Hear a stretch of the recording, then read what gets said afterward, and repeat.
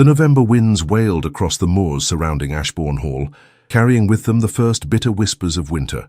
Within its stone walls, Edmund Valehurst, the 8th Duke of Ashbourne, sat alone in his dimly lit bedchamber, his gaunt face illuminated by the feeble glow of a dying fire.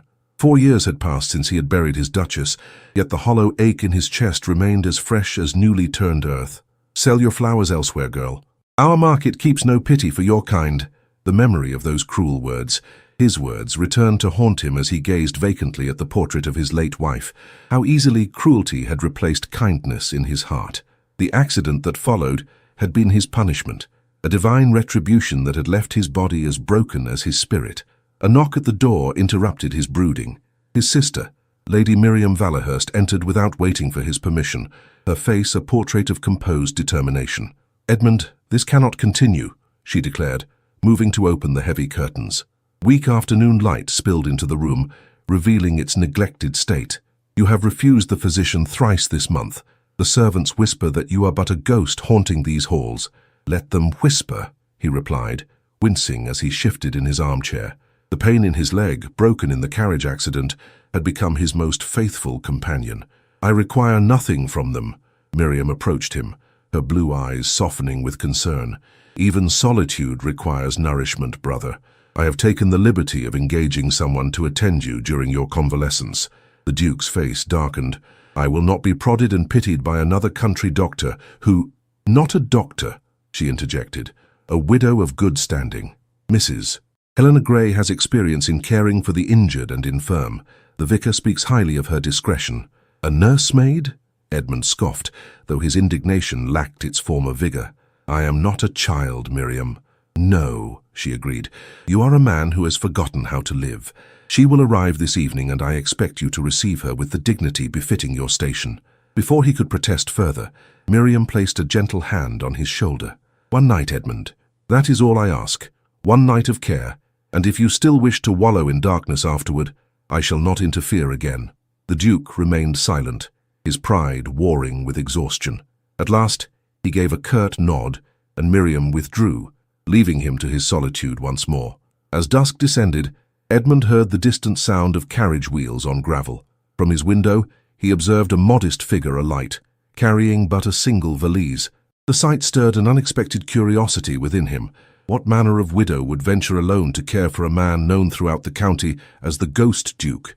Mrs. Eleanor Grey was ushered into his chamber an hour later. She stood in the doorway, illuminated from behind by the corridor lamps, her face in shadow.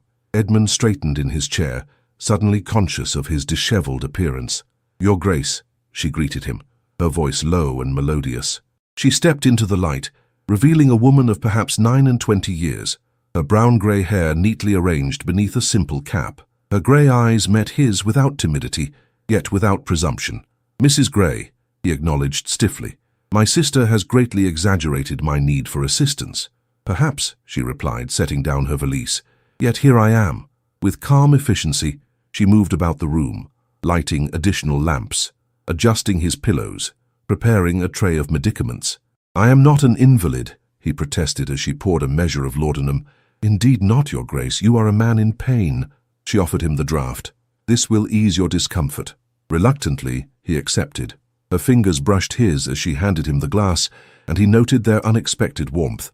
"How long has it been since you slept without this darkness for company?" she asked, indicating the heavy drapes and somber furnishings. "Sleep and I are but nodding acquaintances, Mrs. Grey." The bitterness in his voice surprised even him. She did not respond immediately. Instead, she moved to the fireplace, stirring the embers and adding fresh logs until the flames leaped high, casting dancing shadows across the walls. "There," she said, turning to face him. "Now we may at least see one another clearly." In the renewed light, Edmund studied her properly for the first time. Her features were not remarkable in their beauty, yet there was a tranquility in her countenance that struck him. She wore her widowhood not as a badge of sorrow, but as a quiet dignity. "What did my sister tell you of me?" he asked abruptly. "That you were a man of noble bearing who had suffered greatly," she answered, "and that your heart had closed like a book whose ending was too painful to bear." The clock struck 10, and Edmund felt the laudanum beginning to take effect. As his eyelids grew heavy, Mrs. Grey took a small volume from her valise and seated herself in the chair opposite his. "Would you object if I read aloud?" she asked. "I find words often bridge the silence when sleep proves elusive." Before he could reply, her voice filled the chamber, reciting verses of compassion and healing. Edmund closed his eyes, not to sleep, but to listen more intently, and for the first time in years, the ghost of a duke remembered how peace sounded. The door opened. Not to her. Sir Alaric Thornwell stood in the doorway, his tall figure silhouetted against the morning light. His presence, unannounced and unwelcome, filled the chamber with an air of calculation barely concealed by the polite smile that played across his thin lips. "Forgive the intrusion, Your Grace," he said, eyes flickering momentarily to Mrs. Grey, who had risen from her chair beside the Duke's bed. "I was unaware you had company." Edmund Valahurst struggled to sit upright, acutely conscious of how this tableau might appear, the widow having maintained her vigil through the night, her book of verses now closed upon her lap, her cap slightly askew from the long hours of reading. "Sir Alaric," he acknowledged coldly, "you forget yourself. The hour is unconscionably early for business matters." The estate manager bowed, his carefully arranged features betraying nothing. "Indeed, Your Grace. Lady Miriam mentioned a new arrangement for your care, but I had not realized it would commence so promptly. I merely wished to inquire after your health." "My health," Edmund replied, "is not the province of estate managers, but of physicians, and now it seems of Mrs. Grey." Eleanor gathered her shawl about her shoulders, the picture of quiet propriety. "I shall leave you gentlemen to your discussion," she said, moving toward the door. "No," Edmund commanded, with more force than he had mustered in months. "Sir Alaric was just departing. The ledgers will wait until the appropriate hour." A flash of displeasure crossed the manager's face before his mask of deference returned. "As you wish, Your Grace. Mrs. Grey," he added with a slight inclination of his head, "welcome to Ashbourne Hall." When the door closed behind him, a heavy silence descended upon the room. Eleanor returned to her chair, her movements deliberate and unhurried. "He does not approve of my presence," she observed. "Sir Alaric approves of little that does not advance his own interests," Edmund replied. "He has administered my affairs since my accident, competently if somewhat overzealously." "I see." Eleanor smoothed her skirts, her grey eyes thoughtful. "And does his zealousness extend to reporting on your domestic arrangements?" A humorless laugh escaped the Duke's lips. "You perceive much, Mrs. Grey. Indeed, Sir Alaric considers himself the guardian of Ashbourne's reputation, as well as its finances. No doubt by midday the servants' hall will be abuzz with speculation about your presence." "I am accustomed to speculation, Your Grace," she said simply. "Widowhood invites curiosity, and service invites judgment. Neither concerns me unduly." For the first time, Edmund regarded her with genuine interest rather than mere tolerance. "You speak with remarkable equanimity for a woman in your position." "My position?" The faintest smile touched her lips. "I am a widow who reads to an injured nobleman. What position could be more circumspect?" The morning light now fully illuminated the chamber, revealing its neglect. Dust motes danced in the sunbeams, and the once elegant furnishings showed signs of disuse. Eleanor rose and moved to the window, drawing back the heavy curtains to reveal the formal gardens beyond, their geometric patterns blurred by autumn's decay. "Your sister mentioned that you once took pleasure in these gardens," she remarked. Edmund's face darkened. "I took pleasure in many things once. And now? Now I find greater solace in absence than in presence." She turned from the window to face him directly. "Even the absence of pain, Your Grace." Before he could formulate a reply, there came another knock. This time it was a housemaid bearing a tray of breakfast. She entered hesitantly, her eyes downcast, clearly uncertain of the protocol for serving a master who had become virtually a recluse. "Set it there," Eleanor directed gently, indicating a small table. The girl complied, stealing curious glances at both the Duke and his attendant before hurriedly departing. "You see," Edmund gestured at the closed door, "even my own servants regard me as some sort of curiosity, a noble oddity to be whispered about below stairs." "They fear only your displeasure," Eleanor replied, pouring a cup of tea with steady hands. "It is a natural consequence of isolation. The unknown always inspires trepidation." She approached his bedside, offering the steaming cup. "Will you take this, or shall I continue to be the only one sustaining myself in this chamber?" A reluctant admiration stirred within him at her gentle but unmistakable challenge. He accepted the cup, their fingers briefly touching in the exchange. Again he was struck by the warmth of her hands. How could one who seemed so serene radiate such heat? "You did not answer my question, Mrs. Grey," he said after taking a sip. "About your equanimity. In the face of speculation, Eleanor seated herself once more, her own tea cradled between her palms. When one has lost what I have lost, Your Grace, the opinions of others become as insubstantial as morning mist. They may obscure the view momentarily, but they cannot change the landscape beneath. And what have you lost? The question escaped him before propriety could intervene. Her eyes met his, clear and unflinching.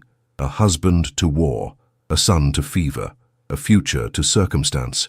The simplicity of her statement, devoid of self-pity, struck him with unexpected force. Here was suffering equal to his own, perhaps greater, yet she sat before him not as a spectre of grief, but as a living woman, composed and present. And yet you continue, he observed. As do you, Your Grace, she countered, though you may prefer to consider it mere existence. A silence fell between them, not uncomfortable but charged with mutual recognition. For the first time in years, Edmund felt seen, not as the tragic figure of local gossip, nor as the failed protector of his late wife, but simply as a man in pain, both physical and spiritual.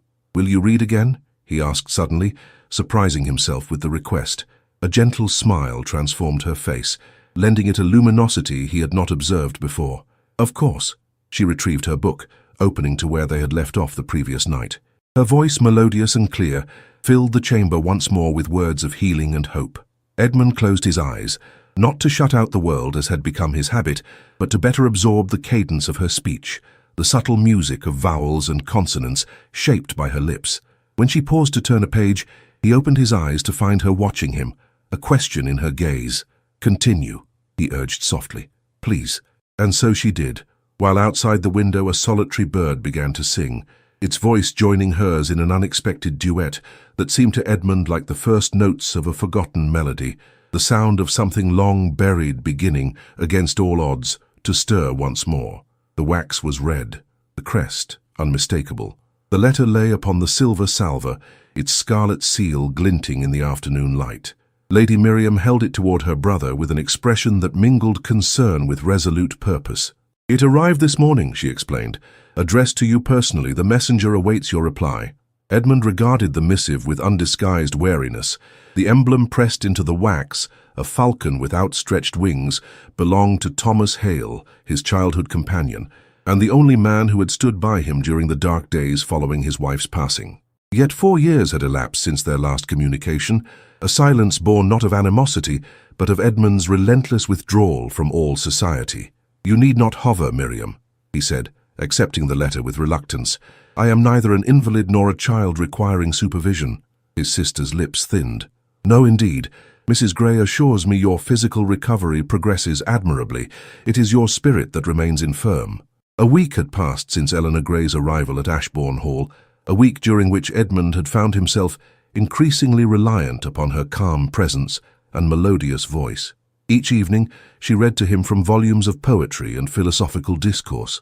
Each morning, she supervised his halting attempts to strengthen his injured leg through measured exercise. Her ministrations, professional yet somehow intimate, had awakened in him sensations long dormant, curiosity, anticipation, and most unsettling of all, pleasure in another's company. "Where is Mrs. Gray this afternoon?" he inquired, attempting to sound merely conversational. "I believe she is taking the air in the East Garden," Miriam replied, a knowing gleam in her eye. She expressed interest in the medicinal herbs once cultivated there. I took the liberty of showing her the old physic garden. Edmund broke the seal, unfolding the parchment with fingers that betrayed a slight tremor. Thomas's bold handwriting leaped from the page. "My dear Valorhurst, rumours of your continued seclusion reach me even in distant Northumberland. While I have respected your desire for solitude these many years, I find I can no longer abide by it in good conscience. I write to inform you of my imminent arrival at Ashbourne, where I intend to remind you by force if necessary, that you remain among the living. Expect me on Thursday next. Have your cook prepare those excellent partridge pies she was once famous for, as I shall arrive with an appetite sharpened by concern for an old friend." With unwavering regard, Thomas Hale Edmund refolded the letter, a complex emotion rising within him, part irritation at the presumption, part reluctant gratitude for this persistent friendship. "Well?" Miriam prompted. "Will you receive him?" "It appears I have little choice in the matter," Edmund replied dryly. Thomas announces rather than requests his visitation, as has always been his way. A smile touched Miriam's lips. His forthright nature may be precisely what this household requires. Ashbourne has been too long wrapped in silence and shadow. Edmund did not respond, his thoughts turning instead to how Eleanor might perceive this intrusion from his past. Would she withdraw to the background, her role as caregiver diminished by the presence of his oldest friend? The prospect disturbed him more than he cared to admit. "I shall inform Mrs. Winters to prepare the blue chamber," Miriam continued, referring to the housekeeper. "And perhaps instruct cook regarding those partridge pies." "As you wish," Edmund conceded, his attention already drifting toward the window that overlooked the east garden. Though I doubt Thomas would notice their absence, his appetite was ever more theoretical than actual. Left alone, Edmund rose from his chair with greater ease than he would have managed a week prior. Eleanor's gentle insistence on daily movement had yielded results, reducing both pain and stiffness. He moved to the window, supporting himself with a finely carved ebony cane, and gazed out upon the formal gardens below. There she was, a solitary figure among the neatly trimmed hedges, her grey dress a subdued note against the autumnal foliage. She knelt beside a bed of herbs, examining the plants with careful attention, occasionally selecting a leaf or stem and placing it in the small basket at her side. The simple domesticity of the scene stirred something within him, a yearning not for passion, which he had long ago consigned to memory, but for the quiet intimacy of shared purpose. A discreet cough from the doorway interrupted his contemplation. He turned to find Sir Alaric Thornwell regarding him with that particular blend of deference and calculation that had become the manager's hallmark. "Your Grace," Thornwell began, his voice smooth as polished marble, "I trust you are feeling improved today." "Indeed," Edmund replied shortly. "Was there something particular you required, Sir Alaric? I believe our meeting regarding the tenant farms is not scheduled until tomorrow." Thornwell stepped further into the room, a leather portfolio tucked beneath one arm. "A small matter has arisen that I thought might interest you. In reviewing the household accounts, I noticed certain irregularities." "Irregularities?" Edmund's brow furrowed. "Speak plainly, man." "It concerns Mrs. Grey," Thornwell said, his voice dropping to a confidential tone. "I took the liberty of making inquiries regarding her background. Prudence dictated such action, given her proximity to your person and the sensitive nature of her position within the household." A cold anger began to simmer in Edmund's chest. "I was not aware that my sister's hiring decisions required your scrutiny, Sir Alaric." "Not scrutiny, Your Grace, merely due diligence." Thornwell withdrew a document from his portfolio. "Mrs. Grey's husband was indeed lost in the Crimea, as she claims. However, the circumstances of her subsequent employment raise certain questions. Before arriving at Ashbourne, she served briefly in the household of Lord Blackwood, a gentleman whose reputation for unorthodox domestic arrangements is well documented." Edmund's hand tightened upon the handle of his cane. "You overstep, Sir Alaric. Mrs. Grey came to us with the vicar's recommendation." "Indeed," Thornwell persisted, "and I would not presume to question the vicar's judgment. I merely suggest that a widow of limited means might be susceptible to influences that compromise her discernment. Lord Blackwood's household dismissed her under circumstances that remain unclear." Before Edmund could respond, a soft voice interjected from the doorway. "They dismissed me, Sir Alaric, because I refused to administer laudanum in quantities that would render Lord Blackwood insensible to pain, but also to reason." Eleanor stood on the threshold, her basket of herbs on her arm, her grey eyes steady despite the flush that had risen to her cheeks. How much of their conversation she had overheard was unclear, but her composure in the face of insinuation impressed Edmund even as it fueled his anger at Thornwell's presumption. "Mrs. Grey," the manager acknowledged with a slight bow, "I meant no offence. As His Grace's representative in business matters, I am merely—" "You are merely exceeding the bounds of your authority," Edmund interrupted coldly. "Mrs. Grey's qualifications have been established to my satisfaction. I suggest you direct your investigative energies toward the estate's legitimate concerns, rather than the personal histories of those in my household." Thornwell's face remained impassive, but a muscle twitched near his jaw. "As you wish, Your Grace. I shall withdraw the matter from consideration." He replaced the document in his portfolio and bowed stiffly. "Until tomorrow, then, for our scheduled discussion." When he had gone, a tense silence filled the room. Eleanor remained by the door, her expression unreadable. "I must apologize for Sir Alaric's impertinence," Edmund said at last. He forgets that discretion applies not only to financial matters, but to personal ones as well. There is no need for apology, she replied quietly. His suspicion is natural if misplaced. A widow who tends to noblemen's health invites speculation. I have grown accustomed to it. That you should have to grow accustomed to such treatment is itself an indictment of our society's failings, Edmund observed bitterly. A small smile touched her lips. Now you sound like the man your sister describes, the one who once championed the causes of those less fortunate. Edmund turned away, discomfited by her perception. That man exists now only in Miriam's charitable memory. I think not, Eleanor countered gently. He merely slumbers, awaiting the proper moment to awaken. She approached, setting her basket upon a side table. The herbs within released their fragrance. Lavender, thyme, rosemary, filling the air with the scent of growing things. For your leg, she explained, an infusion to reduce inflammation when applied as a compress. Their eyes met, and Edmund was struck anew by the quiet strength in her gaze. Not pity, not the clinical detachment of a physician, but something rarer, recognition. She saw him not as the broken duke, nor as the man he had once been, but as he was in this moment, suspended between past and future, between despair and the first tentative stirrings of hope. I received a letter today, he said abruptly, from an old friend who intends to visit. Thomas Hale, we were at university together. I see. Her hands busied themselves with arranging the herbs. And does this prospect please you? Edmund considered the question honestly. I hardly know. Thomas knew me before. He will expect to find some remnant of that man, and will he? The question hung between them, laden with meaning beyond its simple phrasing. Edmund found himself unable to answer, caught between the truth he had accepted, that his former self was irretrievably lost, and the unsettling possibility that Eleanor's presence had begun to challenge that certainty. I suppose we shall discover that together, he replied at last. She nodded, accepting his equivocation without pressing further. Then I shall ensure you are prepared to receive him properly. The first reunion after long absence should be an occasion for comfort, not strain. As she spoke, she removed her gardening gloves, revealing hands that, while hardly aristocratic, possessed a grace that belied their capability. Edmund found his gaze fixed upon them, remembering their warmth when they had touched his during the passing of the teacup, imagining them preparing the herbal compress, steady and sure in their purpose. Your friend's arrival may provide a welcome diversion, Eleanor continued, unaware of his scrutiny. Convalescence is as much a trial for the spirit as for the body. And what of you, Mrs. Gray? Edmund asked suddenly. Does your spirit require diversion as well? The question surprised her. He could see it in the momentary widening of her eyes.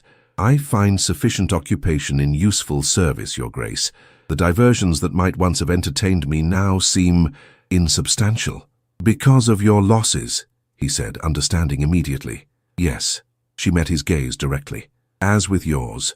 In that moment of mutual recognition, something shifted between them. A barrier lowered, a distance diminished. Not through words of passion or grand gestures, but through the simplest acknowledgement of shared experience. The clock struck the hour, breaking the spell.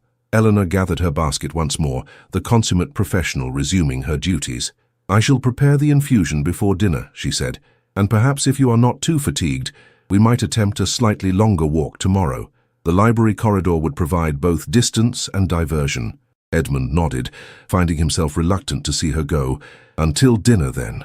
She curtsied and withdrew, leaving behind the lingering scent of herbs and the unsettling awareness that for the first time in years he anticipated the hours ahead rather than merely enduring them. He did not curtsy. He held his gaze. Thomas Hale arrived at Ashbourne Hall on a Thursday afternoon, heralded not by the sombre formality Edmund had expected, but by the sound of laughter echoing through the entrance hall. From his position in the library, where he had stationed himself partly to demonstrate his improved mobility and partly to avoid appearing too eager, the Duke listened with mixed emotions as his old friend's voice rose above the murmur of servants receiving him. Surely that cannot be young Jenkins. The last time I visited you scarcely reached the doorknob, and now you tower over it like an oak. Edmund smiled despite himself. Thomas had always possessed the gift of putting others at ease, regardless of their station. It was a quality that had once balanced Edmund's own more reserved nature, the two friends complementing each other like adjacent pieces in life's complex puzzle. The library door opened, and Thomas stood framed in the entrance, his broad shoulders filling the space with a vitality that made the room's somber furnishings appear suddenly faded by comparison. His face, tanned by outdoor pursuits and creased with laugh lines at the corners of his eyes, broke into a wide grin at the sight of his oldest friend. "Valorhurst, by God, you're vertical. Your sister's letter led me to expect a bedridden wraith, but here you are, standing among your beloved books like a scholar merely interrupted in his studies." Edmund moved forward, leaning only slightly on his cane. "Thomas, you look disgustingly healthy as usual." They clasped hands, and Edmund found himself unexpectedly moved by the familiar strength in his friend's grip. Thomas's eyes, warm with genuine affection, surveyed him critically. "And you look considerably less cadaverous than I had feared," Thomas declared, "though still too pale by half. What you need is fresh air and proper exercise." "What I need," Edmund replied dryly, "is fewer people prescribing what I need." Thomas laughed, the sound rich and unrestrained. "Still prickly as a hedgehog, I see. Some things at least remain unchanged." He moved further into the room, surveying the shelves with a practiced eye. "Though your library appears to have acquired several new volumes since my last visit, I trust Gibbon and Tacitus continue to occupy places of honor?" "They do," Edmund confirmed, watching as Thomas ran a finger along the spines of several ancient tomes, "though I confess they have remained largely undisturbed of late." "Ah," Thomas nodded sagely, "replaced in your affections by more contemporary companions, perhaps." Something in his tone caused Edmund to stiffen. "If you refer to Mrs. Gray—" "I refer to nothing and no one," Thomas interrupted smoothly. "Merely making conversation, old friend. Though now that you mention the lady, your sister speaks quite highly of her. A capable nurse, an engaging reader, I understand?" Edmund studied his friend's face for any trace of mockery, but found only genuine interest. "She has been most beneficial to my recovery." "I am glad to hear it." Thomas settled himself into one of the library's leather armchairs with the ease of long familiarity. "Isolation breeds its own peculiar afflictions, as I've often observed in my northern estate. The Scottish Highlands may be magnificent, but their emptiness can hollow a man from within." Before Edmund could respond, a discreet knock sounded at the door. It opened to reveal Eleanor, a tea tray balanced expertly in her hands. She paused upon seeing the two men, her expression momentarily uncertain. "Forgive the interruption, Your Grace. I was not aware your guest had arrived." "Mrs. Gray," Edmund acknowledged, suddenly conscious of how her presence altered the atmosphere of the room, lending it a domestic tranquility that had been absent during his years of isolation. "Allow me to present Mr. Thomas Hale, my oldest and most persistent friend." "Thomas, Mrs. Eleanor Gray." Thomas rose immediately, executing a bow of perfect courtesy. "Mrs. Gray, I am delighted to make your acquaintance. Lady Miriam has informed me of your invaluable service to my friend's recovery." Eleanor set down the tray and curtsied, her movements graceful despite the simplicity of her grey dress. "You are most kind, Mr. Hale, though I believe His Grace's improvement owes more to his own determination than to any assistance of mine." Thomas's eyes twinkled with appreciation for her modesty. "Determination has indeed always been one of Valorhurst's distinguishing qualities. Some might call it stubbornness, but we who know him best recognize it as perseverance." A small smile touched Eleanor's lips, an admirable trait when directed toward worthy goals. "Precisely," Thomas exclaimed, "which is why I have come, to ensure that his perseverance is properly channeled toward complete restoration, rather than toward perfecting the art of melancholy." Edmund cleared his throat, uncomfortable with being discussed as though he were not present. "If you two have quite finished dissecting my character, perhaps we might enjoy the tea before it grows cold." Eleanor immediately moved to pour, her hand steady as she prepared each cup according to preference, a dash of milk for Edmund, 2 sugars for Thomas, as though she had been serving them both for years, rather than meeting one for the first time. "Will you join us, Mrs. Gray?" Thomas inquired politely. Edmund observed a moment's hesitation cross her features, the subtle calculation of propriety versus kindness that governed so much of social interaction. "I thank you, Mr. Hale, but I have preparations to make for His Grace's evening treatment." She handed each man his cup with graceful efficiency. "Perhaps another time." "I shall hold you to that promise," Thomas replied cheerfully. "I am most eager to hear more of your methods. I have a tenant in Northumberland with a similar injury who might benefit from your knowledge." As Eleanor withdrew, Edmund caught Thomas watching her departure with thoughtful interest. The moment the door closed, his friend turned to him with raised eyebrows. "Well, well," Thomas said softly, "I begin to understand Lady Miriam's confidence in your recovery." Edmund frowned. Meaning? Meaning, my dear Valahurst, that Mrs. Gray appears to be exactly what the physician should have ordered years ago. A woman of sense, composure, and evident capability, whose presence alone seems to have improved your colour and posture remarkably. She is my nurse, Thomas, not my— Edmund broke off, uncertain how to complete the sentence without inviting further speculation. Not your what? Thomas leaned forward, his expression suddenly serious. Your companion? Your friend? Your equal in suffering? For I observed the widow's weeds and the shadow in her eyes, Edmund. She is no stranger to loss. Edmund set down his cup with more force than intended. Her circumstances are not a matter for discussion. No? Thomas settled back in his chair. Then let us discuss yours instead. 4 years you have languished in this mausoleum of memories, living neither in the present nor truly honouring the past. What would Catherine say if she could see you thus? The mention of his late wife's name struck Edmund like a physical blow. Do not presume to speak for her. Someone must, Thomas replied quietly, for she would never have wished this half-existence upon you. She loved life too well. A tense silence fell between them. Outside the library windows, the afternoon light began to fade, casting long shadows across the Persian carpet. I did not come to quarrel, Edmund, Thomas said at last. I came because despite your best efforts to forget it, there remains a world beyond these walls, a world that continues to turn, to change, to offer possibilities you cannot imagine from within your self-imposed exile. Edmund traced the pattern on his teacup with one finger, struggling to articulate the complex emotions that had governed his seclusion. It is not exile, Thomas. It is preservation. Of what? Thomas challenged gently. Memories fade whether we sequester them or not. Pain dulls or transforms, regardless of our efforts to maintain it. Some wounds do not heal, Edmund countered, his voice low. Perhaps not, Thomas conceded. But they need not define one's entire existence. He leaned forward, his expression earnest. I have not come to drag you back into society, Edmund. Merely to remind you that you are still a part of it, whether you choose to engage or not. And perhaps to suggest that in Mrs. Gray, you have found a bridge between your isolation and rejoining the world, should you have the courage to cross it. Edmund opened his mouth to object, then closed it again. Had he not, in recent days, found himself anticipating Eleanor's company with something approaching pleasure? Had he not begun to measure time, not by the endless succession of empty hours, but by the intervals between her visits to his chambers? You presume a great deal, he said finally. Presumption is the privilege of old friendship, Thomas replied with a smile. Now, shall we speak of more immediate matters? I noticed as I arrived that your southern pasture appears woefully neglected. The drainage ditches require attention before winter sets in properly. The abrupt change of subject was so typical of Thomas that Edmund could not help but respond with a reluctant smile.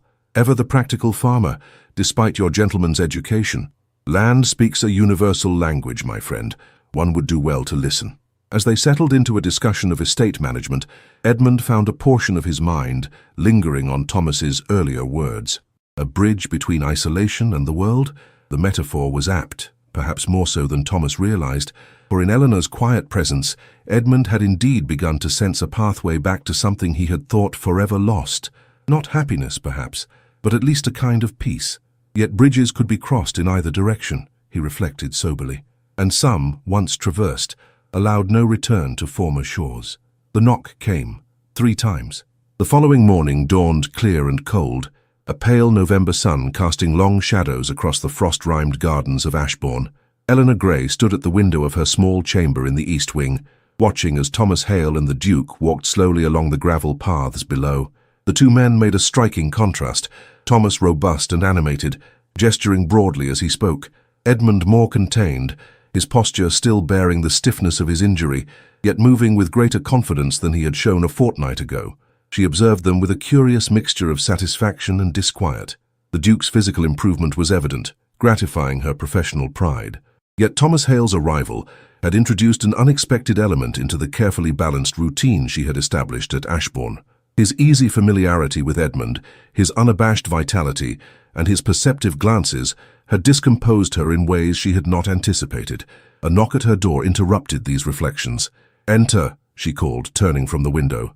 Lady Miriam Valahurst appeared, elegant in a morning dress of deep burgundy, her golden hair arranged in a simple but becoming style. "Good morning, Mrs. Gray. I trust you slept well?"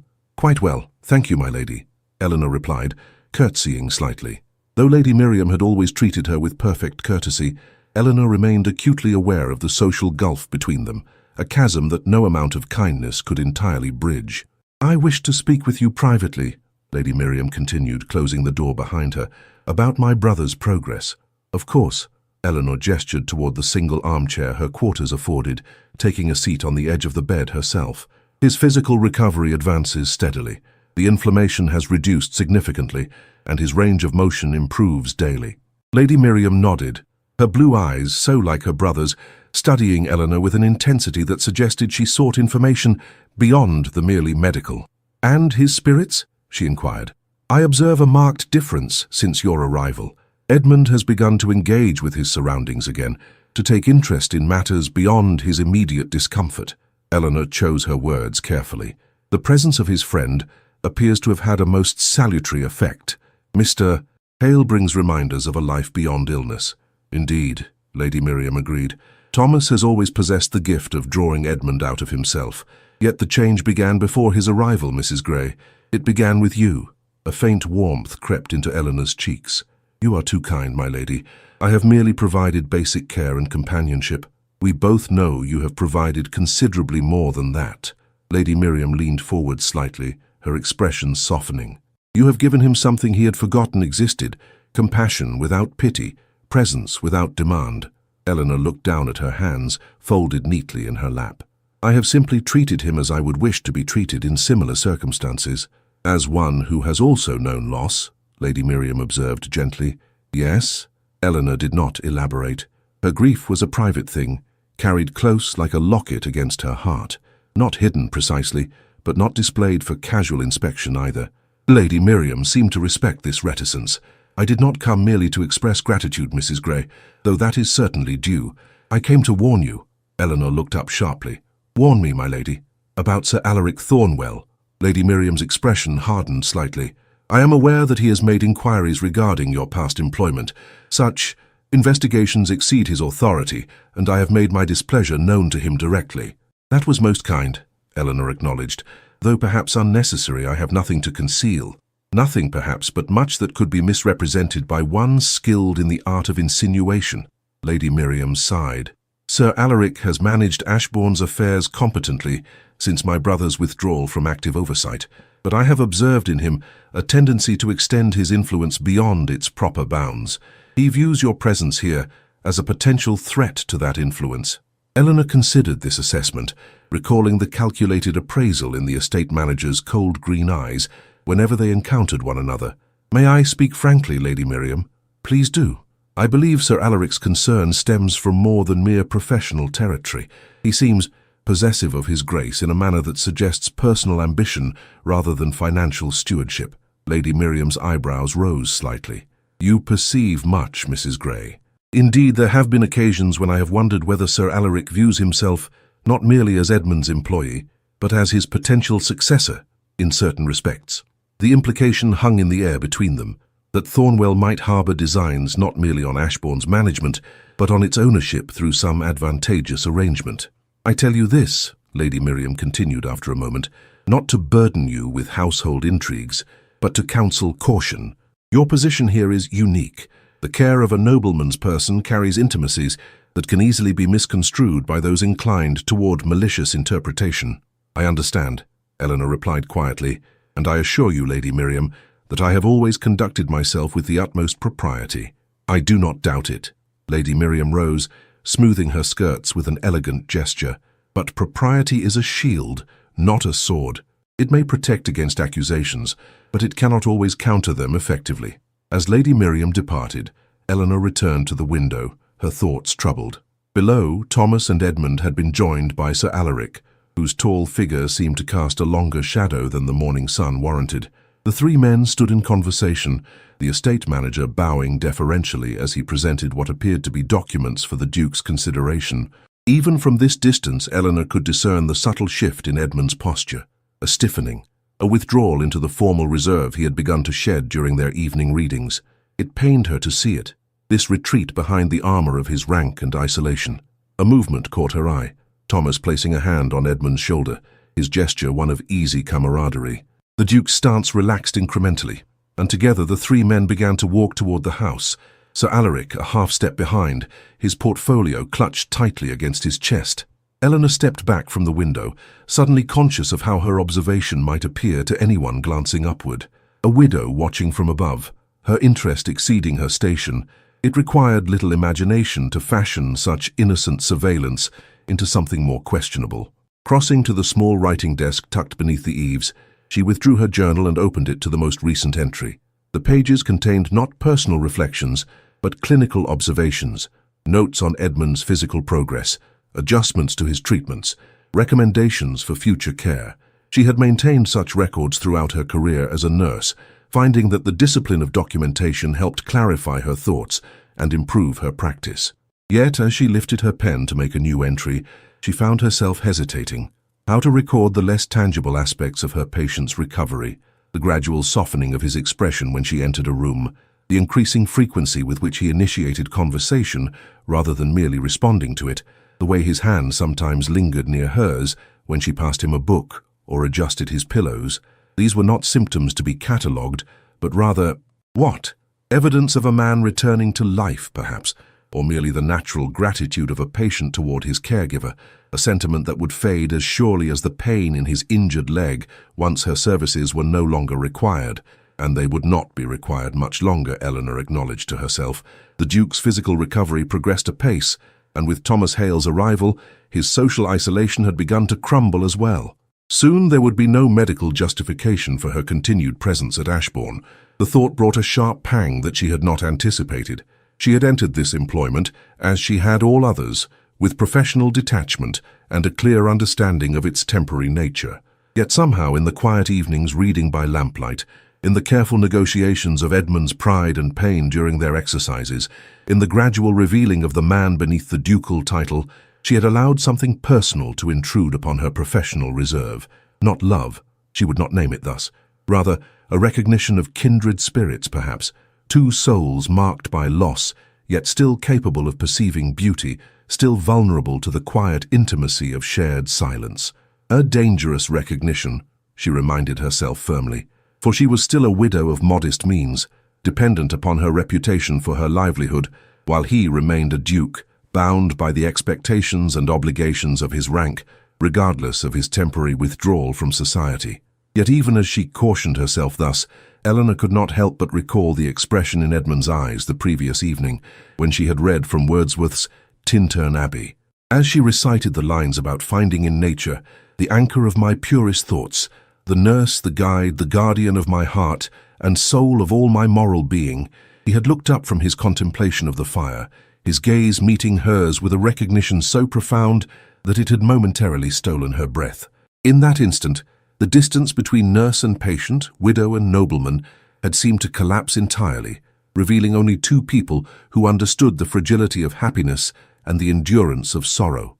A second knock at her door, firmer this time, startled Eleanor from her reverie. "Come," she called, hastily closing her journal. The door opened to reveal not Lady Miriam, but Sir Alaric Thornwell himself, his tall figure seeming to fill the modest doorway.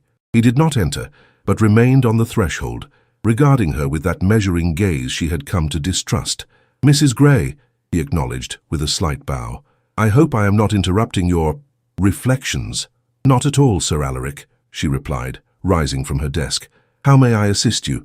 "His Grace requests your presence in the library immediately." Thornwell's tone suggested that he found the summons as surprising as she did. "It appears there is some discussion regarding the estate's charitable obligations, to which he feels your perspective might be valuable."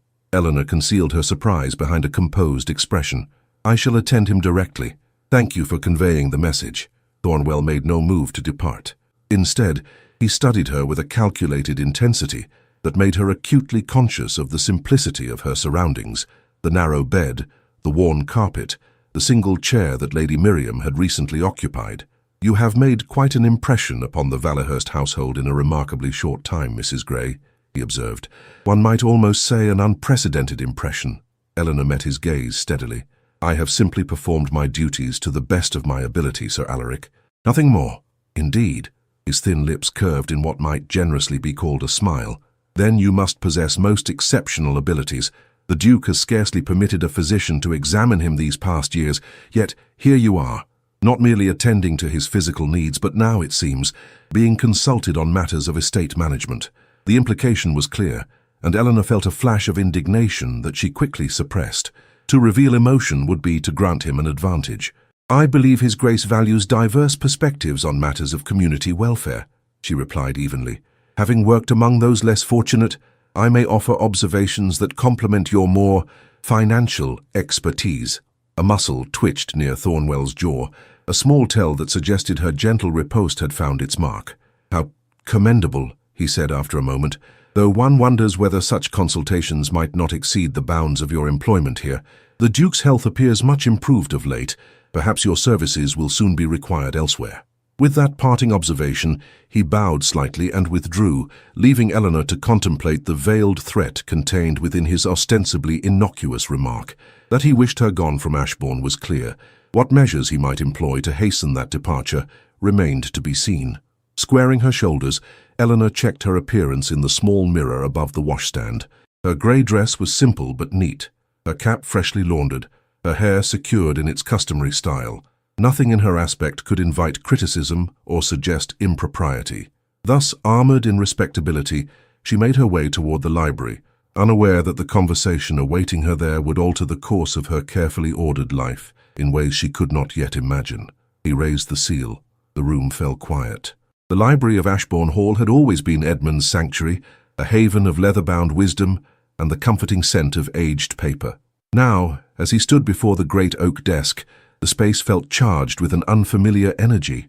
Thomas lounged in a wingback chair by the fire, outwardly relaxed but watching the proceedings with keen interest. Sir Alaric stood rigidly near the door, his posture suggesting both deference and disapproval. Lady Miriam occupied a seat near the window, her needlework momentarily forgotten in her lap, and Eleanor, Mrs. Grey, he corrected himself mentally, stood before him, her hands clasped at her waist, her expression composed yet alert. The morning light from the tall windows caught the silver threads in her brown hair, creating a subtle halo effect that Edmund found himself unable to look away from. "Thank you for joining us, Mrs. Grey," he began, his voice more formal than he had intended. "I have been discussing with Mr. Hale and my sister certain matters regarding Ashbourne's charitable obligations to the surrounding community." Eleanor nodded, her grey eyes meeting his directly. "I am honoured to be included in such discussions, Your Grace, though I confess I am uncertain how I might contribute." "Perhaps I might clarify," Thomas interjected, rising from his chair with characteristic energy. "I have been arguing that Ashbourne's tenant farmers would benefit greatly from the establishment of a small infirmary, nothing elaborate, but a place where basic medical care might be provided without the necessity of travelling to the town physician." "A commendable idea," Eleanor acknowledged, "though the expense of maintaining such a facility would be considerable," Sir Alaric interrupted smoothly, "as I have been at pains to explain to Mr. Hale. The estate's finances, while stable, do not permit such extravagant gestures of benevolence." Edmund observed the flicker of irritation that crossed Eleanor's face before her features settled once more into polite attention. There was something in her restraint that moved him, the dignity with which she navigated a conversation where others presumed to speak for those of her station. "I believe," Edmund said, placing subtle emphasis on the pronoun, "that Mrs. Grey's experience both as a nurse and as someone who has worked among those of modest means might offer insights that none of us can provide from our more privileged perspectives." He was rewarded by the brief widening of Eleanor's eyes, surprise at being truly consulted rather than merely humoured. The moment passed quickly, but it left a curious warmth in Edmund's chest. "In my experience," she began carefully, "the greatest obstacle to proper care among the working classes is not merely the distance to a physician, but the loss of wages during illness. An infirmary, while valuable, addresses only half the problem." Thomas nodded enthusiastically. "Precisely the point I was attempting to make. What good is treatment if the fear of destitution prevents its being sought?" "Exactly," Eleanor continued, her voice gaining confidence. "If I may be so bold, I would suggest that any medical facility be accompanied by a modest fund to supplement lost wages during recovery, particularly for those with dependents." Sir Alaric's lips thinned visibly. Such a policy would invite abuse. Every minor ailment would become an opportunity to claim support. "Not if properly administered," Eleanor countered. a spark of passion animating her typically reserved demeanor. I have observed similar arrangements function effectively under the oversight of parish committees. Local knowledge prevents exploitation, while compassion prevents unnecessary suffering. Edmund found himself staring at her with undisguised admiration. Gone was the quiet nurse who moved unobtrusively through his chambers. In her place stood a woman of conviction and intelligence, articulating principles of practical charity that resonated deeply with beliefs he had once championed himself. "Mrs. Gray makes an excellent point," Lady Miriam remarked, setting aside her needlework entirely. "Indeed, the vestry committee has considered similar measures in the past. Perhaps a joint endeavour between the estate and the parish would distribute both the cost and the responsibility more equitably." Thomas clapped his hands together. "Capital suggestion. Shared administration would also discourage any perception of—" "How did you phrase it, Thornwell? Extravagant benevolence. Rather, it becomes community stewardship." Sir Alaric's expression remained impassive, but Edmund detected the subtle tightening of his jaw that signalled contained displeasure. "As always, I defer to His Grace's judgment in these matters. I merely caution that compassion, while admirable, must be balanced against fiscal responsibility." "A balance I believe we are capable of striking," Edmund replied, a note of finality in his tone. "Lady Miriam, would you be willing to consult with the vicar regarding potential cooperation between estate and parish?" "Most gladly," his sister agreed, her eyes bright with an enthusiasm Edmund had not seen in years. "And Mrs. Gray," he continued, turning toward Eleanor once more, "would you consider drafting recommendations for the practical aspects of such an infirmary? Your experience would be invaluable in determining necessary supplies, staffing, and procedures."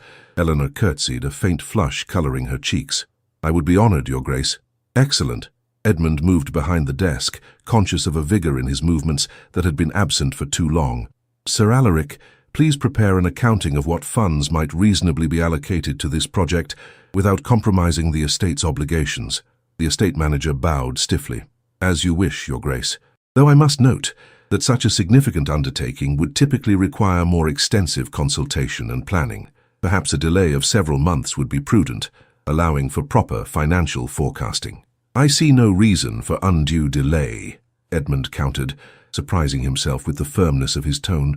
"Winter approaches, bringing with it the usual increase in illness among those whose housing and nourishment are less certain than our own. I would have this infirmary established before the worst of the season is upon us." Thomas made no attempt to conceal his approval, while Lady Miriam regarded her brother with an expression that mingled pride with something like vindication. Only Sir Alaric remained stone-faced, his acquiescence indicated solely by a curt nod. "If that will be all, Your Grace?" the manager inquired. "For the present," Edmund confirmed, "though I would like to review the tenant ledgers this afternoon. It has been too long since I examined them personally." A flicker of something, alarm, annoyance, crossed Thornwell's features before he mastered himself once more. "Of course, I shall have them prepared for your inspection by 2 o'clock. As Sir Alaric withdrew, Edmund became aware of the subtle shift in the library's atmosphere, as though a chill draught had departed, leaving only the comfortable warmth of the fire and the companionship of those who remained. "Well," Thomas exclaimed, breaking the momentary silence, "I must say, Edmund, this is precisely the sort of decisive leadership I've been hoping to witness. One might almost believe the Ghost Duke has finally decided to rejoin the land of the living." "Thomas," Lady Miriam chided gently, though her expression suggested agreement with the sentiment, if not the phrasing. Edmund found his attention drawn to Eleanor, who had moved slightly apart from the group, her gaze directed toward the library windows. The morning light illuminated her profile, revealing a pensive expression that stirred his curiosity. "Mrs. Gray," he said, approaching her with deliberate casualness, "you seem troubled. Have I imposed an unwelcome burden with this request?" She turned to face him, her grey eyes meeting his with that direct gaze he had come to value for its honesty. "Not at all, Your Grace. I am merely surprised by the swiftness of the decision. Does it seem impulsive to you?" A small smile touched her lips. "Perhaps, though not in an unfavourable sense. Sometimes swiftness in good works is a virtue rather than a liability." "My thoughts exactly," Thomas interjected, joining them by the window. "Strike while the iron of compassion is hot, I always say, or at least I say it now, having just invented the phrase." Eleanor's smile widened at this, and Edmund felt a curious satisfaction at having facilitated this moment of genuine amusement. How long had it been, he wondered, since laughter had echoed within these walls, since decisions had been made not from obligation, but from conviction? "If I may inquire," Eleanor ventured after a moment, "what prompted this particular initiative at this particular time?" The question was innocuous enough, yet Edmund sensed layers beneath it, an invitation to reveal more of himself than he had perhaps intended. Before he could formulate a response that would neither conceal nor expose too much, Thomas answered for him. "Why, you did, Mrs. Gray," his friend declared with characteristic bluntness, "or rather, your influence upon our reclusive Duke. Since your arrival, he has begun to look outward rather than inward, a transformation for which we are all profoundly grateful." Edmund observed the heightened color in Eleanor's cheeks and felt a corresponding warmth in his own. "Thomas exaggerates, as is his custom," he said quickly. "The idea of an infirmary has been discussed before. It merely required the right moment for implementation, and the right catalyst," Lady Miriam added softly, joining their circle by the window. "Do not underestimate your contribution, Mrs. Gray. My brother's renewed interest in his responsibilities is no small achievement." Eleanor's discomfort was evident, though she masked it well behind a composed expression. "I believe His Grace's recovery would have progressed regardless of my particular presence. The human spirit tends naturally toward healing when circumstances permit." "How diplomatic," Thomas remarked, his eyes twinkling. "Though I suspect you underestimate your own influence, Mrs. Gray.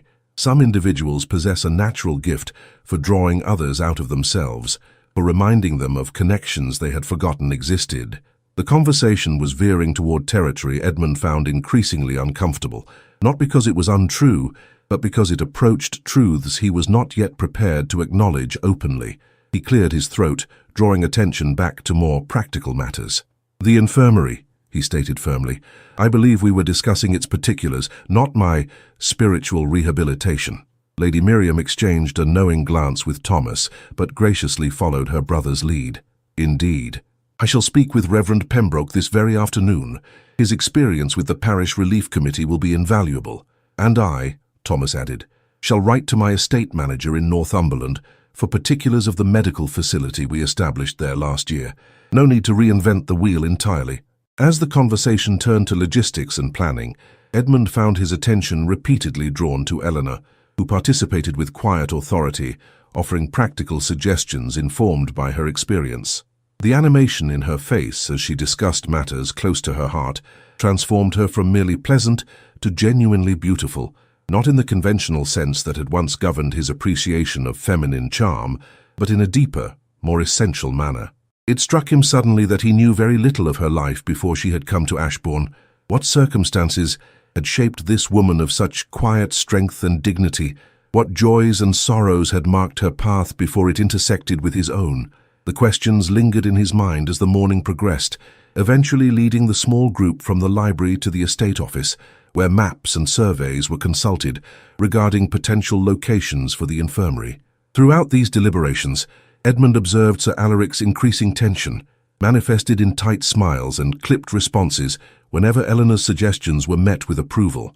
By midday, the broad outlines of the plan had been established, with responsibilities distributed among them. As they prepared to adjourn for luncheon, Sir Alaric approached Edmund with a leather portfolio tucked beneath his arm. "For your Grace," he began, his tone carefully modulated, "a matter has arisen that requires your immediate attention. Perhaps we might discuss it privately." Edmund noted the quick glance Thornwell directed toward Eleanor, who was engaged in conversation with Lady Miriam across the room. "Is it urgent, Sir Alaric? We were about to break for the midday meal. I believe you will find it both urgent and delicate," Thornwell replied, lowering his voice. "It concerns certain inquiries I have made regarding Mrs. Gray's background." A cold anger stirred in Edmund's chest. "I believe I made my feelings on that subject quite clear." "Indeed, Your Grace. However, new information has come to light that I would be remiss in withholding, particularly given the increasing influence Mrs. Gray appears to wield within the household." Before Edmund could respond, Thomas joined them, clapping a hand on his shoulder with characteristic informality. "What's this, Thornwell? More financial objections to our infirmary plans? Surely we've addressed your concerns thoroughly." Sir Alaric's expression tightened momentarily, before smoothing once more into professional neutrality. "Not at all, Mr. Hale. I was merely requesting a private audience with His Grace regarding an unrelated administrative matter. After luncheon, Sir Alaric, Edmund decided firmly. I believe we've earned a respite from administrative concerns, however pressing they may seem. As they made their way to the dining room, Edmund found himself troubled by the encounter. What new information could Thornwell possibly have uncovered, and to what purpose was he pursuing this investigation with such determination? The questions lingered uneasily in his mind as he took his place at the head of the table, a position he had avoided since Catherine's death, preferring to take his meals in solitude. Today, however, the presence of Thomas, Miriam, and most particularly Eleanor made the dining room seem less a monument to absence and more a space of potential conviviality. As the meal progressed, Edmund observed the easy rapport that had developed between Thomas and Eleanor. His friend's natural charm and genuine interest in others had always made him an engaging companion, but there was something in the way Eleanor responded, a quiet animation, a measured openness, that stirred an unexpected emotion in Edmund's breast. Not jealousy, he assured himself, merely concern that Thomas, with his expansive personality, might overwhelm Eleanor's more reserved nature. Yet she seemed to be holding her own admirably, matching his friend's anecdotes with thoughtful observations that revealed both intelligence and gentle humor. Mrs. Gray, Thomas was saying, you mentioned having worked in a military hospital during the Crimean conflict. Did you perhaps encounter Miss Nightingale or her associates? Eleanor shook her head, a shadow passing briefly across her features. No, Mr. Hale. I was stationed at a smaller facility near Portsmouth, tending to those who had been transported home. My late husband was serving as a surgeon's assistant at the front. Ah, I see. Thomas's expression softened with genuine sympathy. The war claimed many good men. I lost a cousin at Balaclava, Arthur Hale. Perhaps your husband knew of him. A curious stillness came over Eleanor's face. Arthur Hale, she repeated softly. Yes, I believe my husband mentioned him in his letters. A cavalry officer, was he not? Indeed, Thomas exclaimed. How extraordinary! To think that our paths might have crossed, however indirectly, years before this meeting. Edmund watched this exchange with growing unease, though he could not have articulated precisely why. There was something in Eleanor's expression, a guardedness behind her polite interest, that suggested the connection troubled rather than pleased her. Before he could reflect further on this impression, Sir Alaric entered the dining room, a sealed document in his hand. Forgive the interruption, Your Grace, but an urgent communication has arrived from London. The messenger awaits your reply. Edmund accepted the letter with a frown. The seal bore the crest of his solicitor, Mr. Hargrove, a man who corresponded rarely and only on matters of significant legal importance. Breaking the seal, he scanned the contents quickly, his expression growing increasingly grave. Is something amiss, Edmund? Miriam inquired, setting down her fork with concern. It appears, he replied slowly, that questions have been raised regarding certain estate transactions conducted during my period of withdrawal from active management. Mr. Hargrove requests my immediate attention to the matter. Sir Alaric's face remained impassive, but Edmund noted a slight tensing of his shoulders. Nothing serious, I trust, Your Grace. Merely routine inquiries, perhaps. Perhaps, Edmund agreed, though the solicitor's tone suggested otherwise. In any case, it requires review. Sir Alaric, please have the relevant documents prepared in the estate office. I shall attend to them directly after luncheon. Of course, Your Grace. The manager bowed and withdrew, his departure followed by a moment of uncomfortable silence. Thomas cleared his throat. Well, the timing is fortuitous at least. Better to address such matters now, when you're feeling more yourself, than to have them linger unattended. Indeed, Edmund agreed, though his appetite had vanished. He found his gaze drawn to Eleanor, who was regarding him with quiet concern. Mrs. Gray, I fear our discussion of the infirmary plans may need to be postponed temporarily. Of course, Your Grace, she replied immediately. Estate matters must take precedence. As the meal concluded and the company dispersed, Edmund made his way toward the estate office, his mind troubled by the convergence of unsettling elements, Thornwell's persistent investigations, the solicitor's unexpected communication, and that strange moment of hesitation when Eleanor had recognized Arthur Hale's name. Perhaps these were unrelated coincidences, he told himself. Yet as he approached the office where Sir Alaric awaited him with the estate ledgers, a deep unease settled in his chest, a premonition that the carefully ordered world he had begun to rebuild around Eleanor's steadying presence was about to face a challenge he had not anticipated. The door opened, not to her, The estate office at Ashbourne Hall had always been a place of order and precision. Ledgers bound in green leather lined the shelves, each containing the meticulous record of generations of stewardship. Today, however, as Edmund stood behind the massive oak desk, those orderly columns of figures seemed to swim before his eyes, revealing patterns that chilled him to the marrow. "For you will observe, Your Grace," Sir Alaric was saying, his voice maintaining its customary smooth deference, "that all transactions were properly recorded and countersigned according to the protocols established during your indisposition." Edmund looked up from the ledger, fixing the estate manager with a steady gaze. "Indeed, and yet Mr. Hargrove's letter suggests irregularities in the timber contracts specifically, particularly those negotiated with Blackwood Enterprises." A flicker of something, annoyance, anxiety, crossed Thornwell's face before his features settled once more into professional composure. "A misunderstanding, surely. Lord Blackwood's business interests are extensive and occasionally complex, but I assure you every agreement was advantageous to Ashbourne." "Advantageous," Edmund repeated, turning to a marked page. "Yet these figures indicate we received considerably less than market value for the eastern woodlands." Sir Alaric smoothed his waistcoat, a gesture Edmund had come to recognize as a sign of concealed discomfort. "Market fluctuations, Your Grace. The timber trade experienced unexpected volatility that season." "How curious," came Thomas's voice from the doorway, "that such volatility affected only Ashbourne's transactions, while neighbouring estates managed to secure considerably more favourable terms." Edmund glanced up to see his friend lounging against the doorframe, his casual posture belying the sharpness in his gaze. Thomas had always possessed a talent for appearing indolent while missing nothing of consequence. "Mr. Hale," Thornwell acknowledged stiffly, "this is a private discussion regarding estate matters." "Is it indeed?" Thomas strolled into the room, examining a ledger with exaggerated interest. "As Edmund's oldest friend and a fellow landowner, I believe I might offer some useful perspective. For instance, did you know that Lord Blackwood recently acquired a hunting lodge in Northumberland? A magnificent property by all accounts, quite beyond the means of most gentlemen of his rank." Sir Alaric's expression hardened. "I fail to see the relevance." "No?" Thomas raised an eyebrow. "Perhaps this might clarify matters." He withdrew a folded document from his coat pocket, placing it deliberately on the desk before Edmund. "A copy of the deed to said lodge.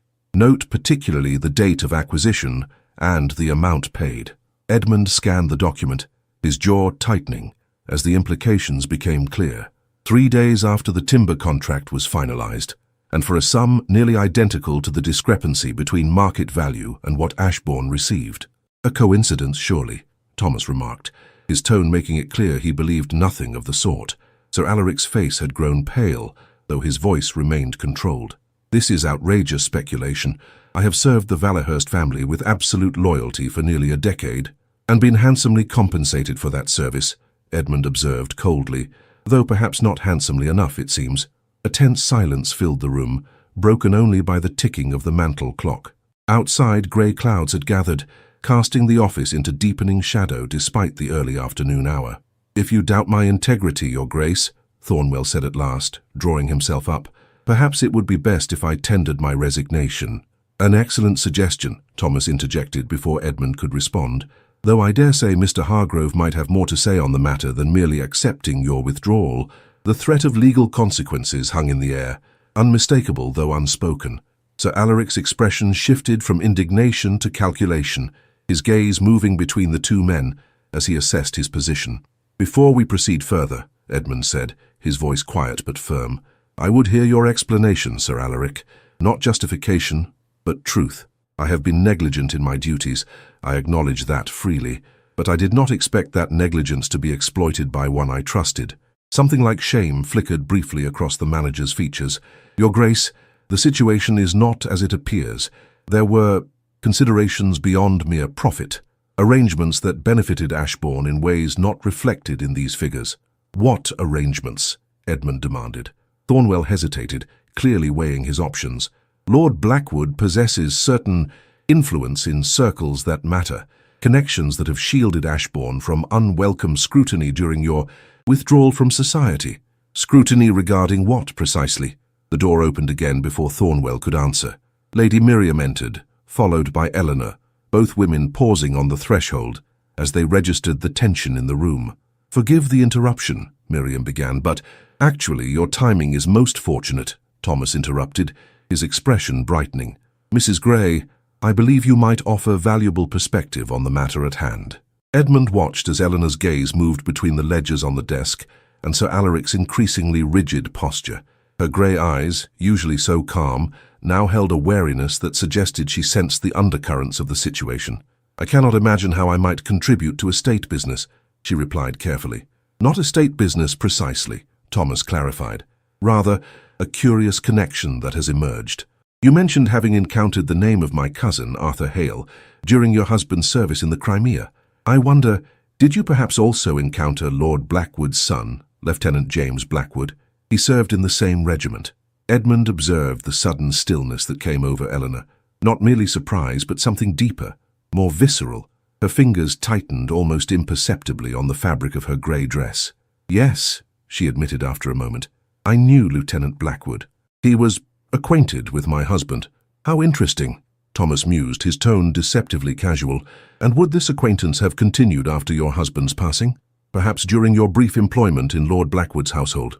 Sir Alaric's head snapped up, his gaze sharpening as it fixed on Eleanor. You were employed by Lord Blackwood? This was not mentioned in your references. It was a brief engagement, Eleanor replied, her voice steady despite the heightened colour in her cheeks. As I explained to His Grace previously, I left the position when asked to administer treatments I considered improper. Indeed? Sir Alaric's tone suggested dawning comprehension, as though pieces of a puzzle were suddenly aligning. And did your departure have anything to do with certain accusations regarding estate funds? Funds that mysteriously disappeared during your tenure in the household? The accusation hung in the air like a thunderclap. Edmund felt his chest tighten with a cold fury he had not experienced in years. You go too far, Thornwell, he said, his voice dangerously quiet. But Eleanor raised a hand, her expression composed, despite the tremor Edmund detected in the gesture. No, Your Grace. Let him speak. I would hear these accusations directly, rather than have them whispered behind closed doors. Sir Alaric straightened, sensing an advantage. It is a matter of public record, though carefully suppressed, that certain valuable items disappeared from Lord Blackwood's London residence during Mrs. Gray's employment there. Silver, jewellery, items easily concealed and transported. No charges were brought, due to, shall we say, a gentleman's consideration for a widow's reputation. But the circumstances of her departure were at best suspicious. How fascinating, Thomas remarked, his expression hardening. And when did you come by this information, Sir Alaric? Recently, perhaps? Through correspondence with Lord Blackwood himself? The estate manager's hesitation was answer enough. Edmund felt the pieces sliding into place with sickening clarity, the timber contracts, the hunting lodge, the sudden investigation into Eleanor's past. Not random events, but a calculated strategy. I believe I understand now, he said, his gaze moving between Thornwell and Eleanor. When Mrs. Gray arrived at Ashbourne, you perceived a threat to your arrangement with Lord Blackwood. Her previous connection to the family raised concerns that she might recognize discrepancies in the estate's dealings. So you sought ammunition against her credibility, should the need arise. Her prudent precaution merely, Sir Alaric replied, regaining some of his composure. The estate's reputation was being systematically exploited by you and your confederate, Edmund interrupted coldly. Do not insult my intelligence further, Sir Alaric. The question that remains is how deeply this corruption extends. What other arrangements have you made in my name? The silence that followed was broken by Eleanor's voice, quiet but clear. If I may speak, Your Grace. Edmund turned toward her, struck by the calm dignity in her bearing, despite the accusations that had been levelled against her. Please do, Mrs. Gray. The items that disappeared from Lord Blackwood's London residence were not stolen, but reclaimed, she said simply. They belong to my husband's family, heirlooms entrusted to Lieutenant Blackwood for safekeeping during the war. After my husband's death, the lieutenant claimed they had been lost. I later discovered them in Lord Blackwood's possession. So you took them back, Thomas surmised, his expression softening with understanding. I took what was rightfully mine, Eleanor corrected gently.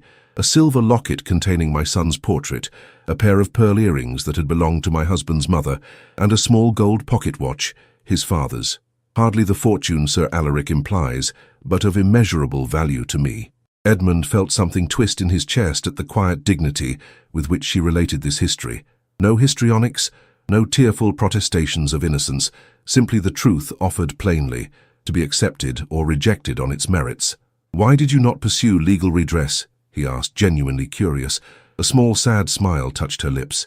"What court would believe a widow's claim against that of a lord's son, particularly when that son had returned a hero, while my husband—" She hesitated, a shadow passing across her features. "While my husband had died under circumstances that some considered questionable."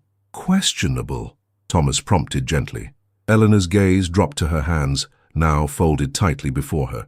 "The official report stated he died of wounds received in battle, but his last letter to me suggested he had discovered improprieties in the regimental accounts, supplies sold for private profit, medicines diluted or replaced with inferior substitutes. He intended to report his findings to the commanding officer." "Arthur," Thomas said softly. "My cousin was that commanding officer." Eleanor nodded. "Yes. Captain Hale was known for his integrity. My husband trusted him implicitly, but before they could meet, both men were killed in what was described as an enemy attack on the medical tent. The implications hung heavily in the air." Edmund looked to Sir Alaric, whose expression had shifted from calculated confidence to growing alarm as the conversation veered into territory he clearly had not anticipated. "Lord Blackwood's son," Edmund said slowly, "was involved in these improprieties. He was the quartermaster," Eleanor confirmed quietly, "responsible for supplies and their distribution." Thomas's face had darkened with grief and anger. "So, Arthur was silenced, along with your husband. And when you later discovered family heirlooms in Blackwood's possession—" "I took them back," Eleanor finished simply, "and left his household the same night. After which," Edmund continued, the pieces of this sordid puzzle now falling rapidly into place, "Lord Blackwood sought to discredit you should you ever speak out. And more recently, upon learning of your position here, he alerted his business associate," he gestured toward the now visibly uncomfortable Sir Alaric, "to your presence, fearing you might recognize his son's name in the estate records and draw unwelcome connections."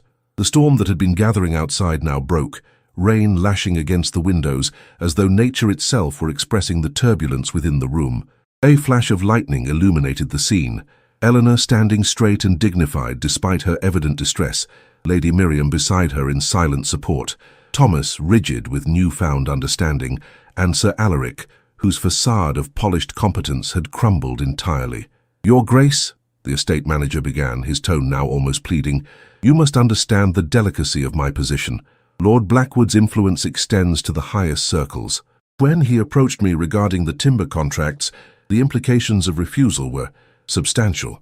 So you betrayed my trust instead," Edmund concluded, his voice cold, "exploited my grief and withdrawal to line your pockets and those of your co-conspirator, and then sought to discredit an innocent woman whose only crime was reclaiming what was rightfully hers." Sir Alaric's shoulders slumped in defeat. "The arrangement was mutually beneficial." "Not to Ashbourne," Thomas observed dryly, "nor to its tenants who have suffered from reduced investments, while estate profits were diverted elsewhere." A heavy silence fell, broken only by the persistent drumming of rain against the windows. Edmund looked to Eleanor, struck by the composure she maintained, despite having her painful past exposed so unexpectedly. "Mrs. Grey," he said softly, "I owe you an apology.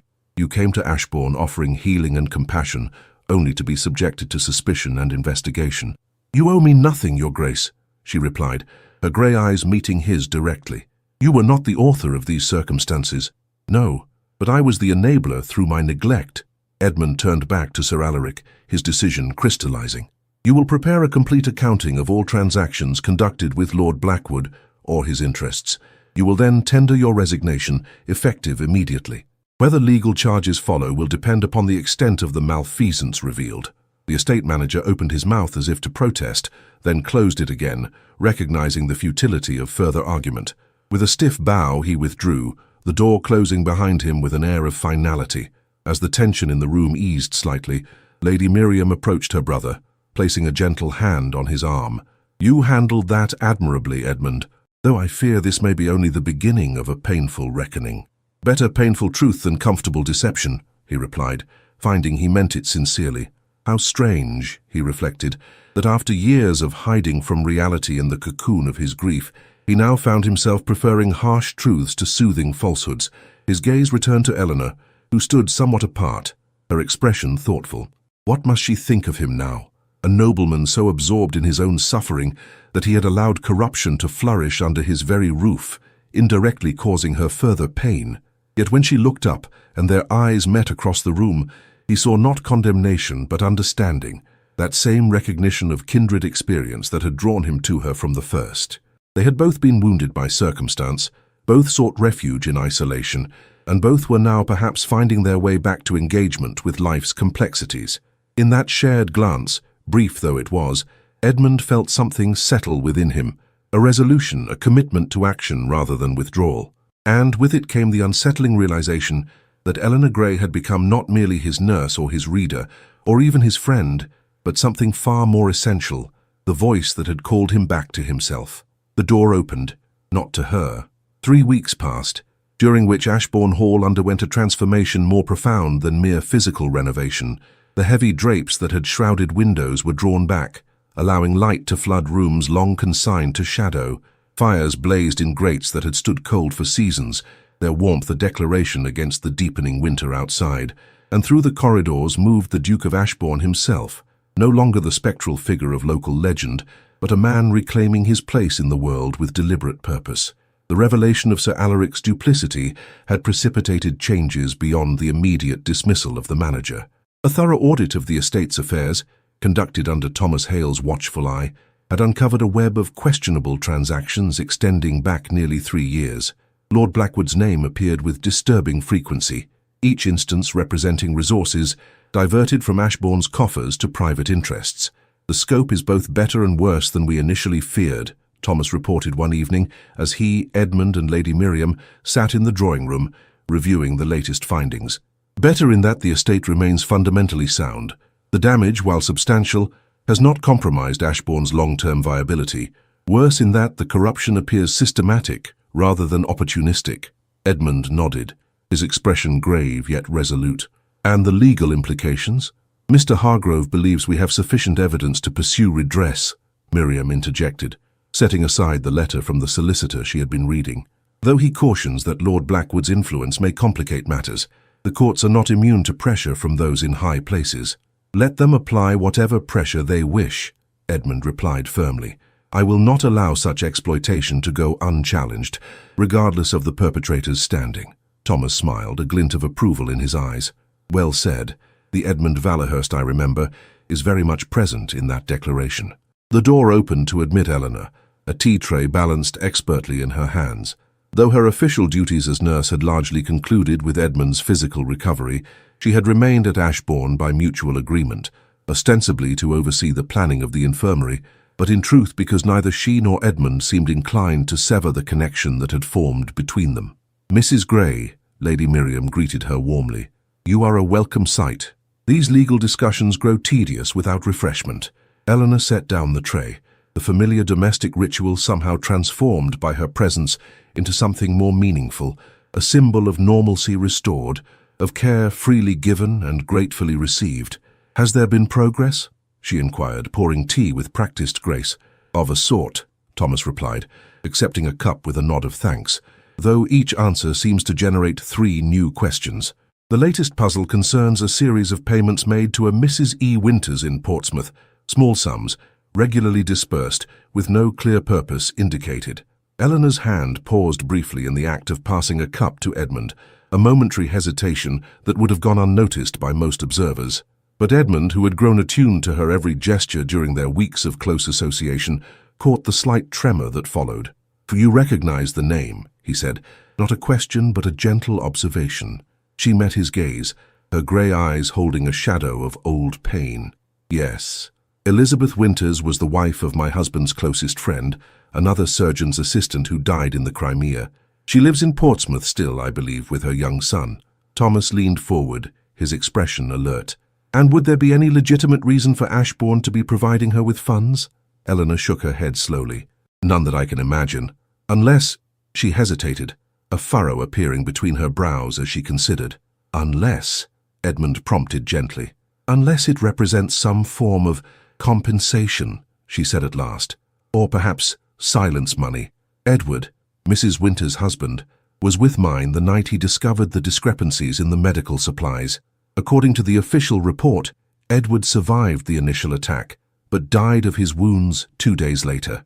If he shared what he knew before dying, then his widow might possess information damaging to those involved in the scheme, Thomas concluded grimly, including our former estate manager and his noble confederate. Lady Miriam set down her cup with a decisive gesture. We must contact this Mrs. Winters immediately. Her testimony could prove invaluable in building our case against Lord Blackwood. Edmund studied Eleanor's face, noting the complex emotions that played across her features at this suggestion. You have reservations, he observed. She sighed softly. Elizabeth has suffered greatly. Her son never knew his father. To involve her in what will undoubtedly become a public scandal would likely mean subjecting her to unwelcome scrutiny, Edmund finished, understanding immediately. Yet if she is already receiving payments from those implicated, she is involved whether she chooses to be or not. Better to approach her openly and with honesty, Thomas added, than to leave her vulnerable to whatever pressure Blackwood might apply when he realizes his arrangement with Thornwell has been exposed. Eleanor nodded slowly. You are right, of course, and Elizabeth has always possessed a strong sense of justice. If approached properly, I believe she would want to contribute to setting matters right. Would you be willing to make that approach? Edmund asked, suddenly aware of how much he had come to value not only Eleanor's practical assistance, but her moral judgment. As a friend rather than a legal emissary, she met his gaze directly, that quiet strength he had come to admire evident in her steady regard. I would, Your Grace, though I would need to journey to Portsmouth to do so effectively. Such matters are best discussed in person rather than through correspondence. Of course, Edmund agreed, ignoring the sudden tightness in his chest at the prospect of her departure, however temporary. Thomas can accompany you to ensure your safety and provide any necessary legal context. Actually, Thomas interjected, a speculative gleam in his eye, I believe my presence might be more valuable here, continuing the audit and coordinating with Mr. Hargrove. Perhaps Lady Miriam would be a more suitable companion for Mrs. Grey. A gentlewoman's presence would lend propriety to the visit while still allowing for the intimate conversation needed. Miriam nodded, clearly approving of this suggestion. I would be most willing, and I confess I am curious to meet this Mrs. Winters, whose circumstances have become so unexpectedly entwined with our own. The matter thus settled, the conversation turned to practical arrangements for the journey, which would commence the following morning. Edmund participated in these discussions with appropriate attention, offering the use of his best carriage and most reliable driver, ensuring that funds would be available for whatever contingencies might arise. Yet beneath this practical exterior, he found himself grappling with a realization both profound and unsettling. The prospect of Eleanor's absence, even for a few days, filled him with a sense of loss he had not anticipated. When had her presence become so essential to his well-being? Not merely as a nurse attending his physical recovery, nor even as a companion alleviating his isolation, but as something far more fundamental, a kind of emotional touchstone, her quiet strength and integrity offering a standard against which he measured his own renewed engagement with life. As the evening progressed, Edmund found opportunities to observe her unobtrusively, the graceful efficiency with which she poured tea, the attentive tilt of her head as she listened to Thomas's anecdotes, the rare but transformative smile that occasionally illuminated her features when something genuinely amused her. None of these gestures was remarkable in itself, yet collectively they constituted a presence whose absence he now dreaded with an intensity that surprised him. Later, after Thomas had retired and Miriam had withdrawn to make preparations for the journey, Edmund found himself alone with Eleanor in the drawing room.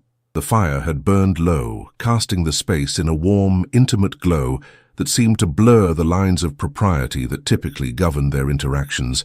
You have been quiet this evening, Your Grace, she observed, her voice gentle in the hushed room. Have I? He responded, moving to stand beside the fireplace. I suppose I have been preoccupied with thoughts of this business with Blackwood and its implications. A natural concern, she agreed, though her perceptive gaze suggested she sensed there was more to his reticence than mere legal worries. A silence fell between them, not uncomfortable but charged with unspoken considerations. Edmund studied the dying embers, searching for words adequate to express the turmoil of his thoughts. I find myself, he began at last, troubled by the realization that I have come to rely upon your presence here at Ashbourne in ways I had not anticipated. Eleanor's hands stilled in the act of arranging her sewing basket. I have been honored to be of service during your convalescence, Your Grace. It is not your service I shall miss, he clarified softly, though that has indeed been invaluable. It is your companionship, your perspective, the particular quality of attention you bring to each moment. He turned to face her directly, struck anew by the quiet dignity of her bearing, even in this moment of unexpected vulnerability. I have grown accustomed to sharing my thoughts with you, Mrs. Gray, to hearing your voice in these rooms. The prospect of your absence, however brief, has made me aware of how essential that presence has become to my well-being. Colour rose in her cheeks, though her gaze remained steady. You honour me with such sentiments, Your Grace, yet I am conscious that my position here was always intended to be temporary. The circumstances that brought me to Ashbourne, your injury, your need for care, have largely resolved themselves. The circumstances, yes, Edmund acknowledged, but the connection that has formed between us, that seems to me to transcend its origins. He took a step toward her, his movement deliberate yet hesitant, like a man approaching some precious and fragile thing. I find myself wondering, Mrs. Gray, Eleanor, if you might consider remaining at Ashbourne in a more permanent capacity. The words hung in the air between them, their implications rippling outward like stones cast into still water. Eleanor's eyes widened slightly, a complex emotion flickering across her features too quickly for him to interpret with certainty. In what capacity would you envision my remaining, Your Grace? She asked, her voice carefully controlled. Edmund hesitated, suddenly aware of the precipice before him. To speak plainly of his growing feelings would be to violate the careful boundaries that had governed their relationship thus far. Yet to retreat into ambiguity seemed a kind of cowardice he was no longer willing to embrace. In whatever capacity would allow us to continue this conversation, he said at last. This exchange of minds and perspectives that has become so valuable to me. I have no wish to presume upon your circumstances or to suggest arrangements that might compromise your independence. I merely wish to express that your departure, when it comes, will leave a void in these halls that I am not eager to confront. Eleanor's expression softened, though a shadow of caution remained in her gaze. Your Grace, Edmund, he interrupted gently. Here now, with no others present to remind us of our respective stations, could you not call me by my name? A small smile touched her lips, transforming her features with a warmth that reached her eyes. Edmund, she amended, I am deeply moved by your words. The weeks I have spent at Ashbourne have been healing for me as well. To find purpose again, to engage with minds that value substance over appearance, to witness your return to active life, these have been privileges I had not expected to encounter. She paused, her gaze dropping briefly to her hands before returning to his face with renewed resolution. But I must be practical as well. My position in society is precarious at best, a widow without fortune, with a reputation already questioned in certain circles. To remain here indefinitely without clear purpose or defined role would invite speculation that might harm both your standing and mine. And if such a role were defined, Edmund pressed, moving closer still, if there were a position at Ashbourne that both honoured your abilities and provided the security you deserve. Before she could respond, the door opened to admit Thomas, whose expression suggested he was well aware of having interrupted a significant moment. Forgive the intrusion, he said, glancing between them with barely concealed interest. I merely wish to inform you both that Mr. Hargrove's clerk has arrived with additional documents requiring review before morning. Edmund straightened, the spell of intimacy broken by this reminder of the practical world beyond the drawing-room's confines. Of course, I shall attend to them directly. As he moved toward the door, he paused beside Eleanor, his voice lowered for her ears alone. We shall continue this conversation upon your return from Portsmouth if you are willing. Her gaze met his, steady and clear, despite the uncertainty their exchange had introduced. Yes, she replied simply. Upon my return. It was only as he followed Thomas toward the library, his mind already shifting toward the legal matters awaiting his attention, that Edmund realized what had just occurred. He had, for the first time in 4 years, begun to plan for a future that extended beyond mere survival, a future that, in his mind at least, included Eleanor Gray not as his nurse or even his friend, but as something far more integral to his renewed existence. The realization both exhilarated and terrified him. For to contemplate such possibilities was to risk disappointment, loss, the reopening of wounds so recently begun to heal. Yet as he settled at the library desk, preparing to confront the tangible evidence of betrayal and corruption that demanded his immediate attention, a deeper certainty took root within him, that whatever risks the future held, the alternative of continued isolation was no longer one he could bear to contemplate. The wax was red, the crest unmistakable. Spring came to Ashbourne Hall not as a sudden transformation, but as a gradual awakening. Tentative buds unfurling on ancient oaks, tender shoots emerging from soil long dormant, birdsong returning to gardens that had known too many silent seasons. Within the great house, windows stood open to welcome the mild air, curtains stirring in breezes that carried the scent of renewal. In the east drawing-room, Edmund Valahurst stood before one such window, observing the activity on the lawn below. Workers moved purposefully across the grounds, carrying materials toward the stone outbuilding that was being transformed into the Ashbourne Infirmary. The project, begun in the depths of winter, had progressed steadily, despite challenges both expected and unforeseen.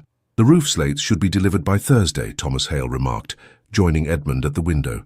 "Barring further delays, the structure will be weather-tight before month's end." Edmund nodded, satisfaction evident in his expression. "And the staffing arrangements?" "Progressing admirably. The physician from Harrogate has accepted our offer, and 2 nurses have been engaged on Mrs. Winter's recommendation. Both have experience with military casualties, which should serve them well in treating the various injuries common among agricultural workers." The mention of Mrs. Winters brought a thoughtful expression to Edmund's face. The Portsmouth widow's testimony had proven invaluable in the case against Lord Blackwood and Sir Alaric. Her late husband's careful documentation of the Crimean medical supply irregularities, preserved in letters she had kept hidden for years, had provided the final pieces of evidence needed to secure a legal victory that had reverberated through London society. "Have the quarterly payments been established for her?" Edmund inquired, though he knew Thomas would have attended to this detail with his customary thoroughness. "Indeed. Mrs. Winters and her son are now comfortably situated in the cottage near the village school. The boy shows considerable academic promise, I understand. Lady Miriam has taken a particular interest in his education." A comfortable silence fell between the 2 men, the friendship of their youth having deepened into something richer through the shared purpose of recent months. Thomas had postponed his return to Northumberland indefinitely, his presence at Ashbourne proving essential during the legal proceedings and subsequent reorganization of the estate's affairs. "And what of your own plans?" Edmund asked after a moment. "Surely your northern estate requires your attention as spring planting approaches." Thomas smiled, a hint of mischief in his eyes. "My steward manages admirably in my absence. Besides, I find myself reluctant to depart before certain matters at Ashbourne reach their natural conclusion." Edmund raised an eyebrow, well aware of his friend's meaning. "You have become invested in more than agricultural outcomes, it seems." "Can you blame me?" Thomas countered good-naturedly. "After witnessing the remarkable transformation in both Ashbourne and its master over these past months, I confess I am eager to see how this particular season of renewal culminates." Before Edmund could formulate a suitably dignified response to this gentle provocation, the door opened to admit Lady Miriam, her expression unusually animated. "They have returned," she announced without preamble. "The carriage has just passed the north gate." Edmund felt a surge of anticipation that he made no attempt to conceal from these his closest confidants. "All is prepared?" "Everything is arranged as you requested," Miriam confirmed, a smile of quiet approval warming her features. "Though I maintain that such elaborate gestures hardly seem necessary given the circumstances." "Perhaps not necessary," Edmund conceded, straightening his already impeccable cravat, "but certainly fitting. Some occasions demand proper acknowledgement, regardless of their unconventional nature." Thomas clapped him on the shoulder, his gesture conveying both encouragement and affection. "Well said. Now, shall we proceed to the entrance hall to greet our returning travellers, or would you prefer a more private reunion?" The question gave Edmund pause. These past weeks of Eleanor's absence had been filled with activity: legal consultations, estate reorganization, infirmary planning. Yet beneath this practical busyness had run a current of anticipation so powerful it had occasionally threatened to overwhelm him. Their parting conversation in the drawing-room, with its delicate balance of what was spoken and what remained implied, had occupied his thoughts during quiet moments and sleepless nights. "I believe," he said slowly, "that I would prefer a moment of privacy before joining the general company. Would you be so kind as to direct Eleanor to the library upon her arrival? Explain that there are documents requiring her immediate attention." Miriam and Thomas exchanged a glance in which amusement and affection were equally mingled. "Of course," his sister replied, though I suspect she will see through such a transparent pretext immediately. I am counting on her perspicacity, Edmund acknowledged with a small smile. It has never failed to discern my true intentions, however inadequately expressed. With a final adjustment to his attire, Edmund made his way to the library, that space which had witnessed so many significant moments in his relationship with Eleanor, from their first tentative readings to the revelation of Sir Alaric's betrayal. The room had been prepared according to his instructions. A small fire burned in the grate despite the mild weather. Fresh flowers from the newly revived gardens adorned the tables, and upon the desk lay a single document, its red wax seal gleaming in the afternoon light. He had just positioned himself before the window, striving for a pose that suggested casual composure rather than the nervous anticipation he actually felt, when he heard the library door open behind him. He turned, and the sight of Eleanor in the doorway rendered all his carefully prepared words momentarily inaccessible. She wore a dress of deep blue, a departure from the grey garments that had been her uniform during their early acquaintance, and the colour lent a new vibrancy to her complexion. Her hair, arranged simply but with evident care, caught the sunlight streaming through the windows. But it was her expression that arrested him most completely, a mixture of pleasure, uncertainty, and something deeper that mirrored his own complex emotions. "Your Grace," she greeted him with a small curtsy. "Lady Miriam mentioned urgent documents requiring my attention." "Edmund," he corrected gently, moving toward her. "After all we have shared, surely we have earned the right to such informality, at least in private." A smile touched her lips. "Edmund," she amended, "though old habits of propriety are difficult to set aside entirely, as are old habits of isolation," he acknowledged, gesturing toward the chairs arranged before the fire. "Yet we have both demonstrated considerable capacity for change these past months, have we not?" Eleanor seated herself with her characteristic grace, her gaze taking in the carefully arranged room with evident appreciation. "Indeed. Ashbourne itself seems transformed, less a memorial to past sorrows and more a place of present purpose." "Your observation is apt, as always." Edmund took the chair opposite hers, close enough for intimate conversation, yet maintaining a respectful distance. "Ashbourne has awakened from a long dormancy, much like its master. Both transformations owe much to your influence." A faint colour rose in her cheeks at this direct acknowledgement. "You give me too much credit. The capacity for renewal was always present, merely awaiting the proper circumstances to manifest."